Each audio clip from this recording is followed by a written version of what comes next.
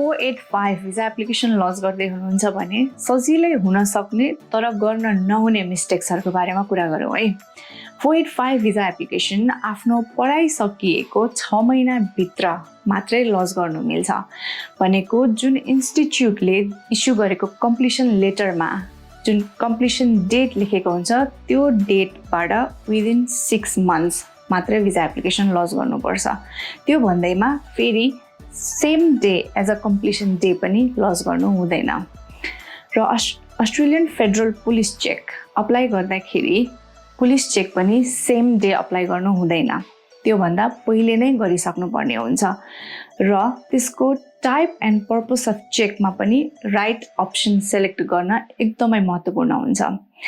त्यस्तै जेनरली अरू माइग्रेसन पर्पसको लागि इङ्ग्लिस टेस्ट 3 इयर्स भ्यालिड हुन्छ भने 485 को लागि इङ्ग्लिस टेस्ट रिजल्ट्स विदिन 12 मन्थ्सको मात्रै भ्यालिड हुन्छ। Thank you.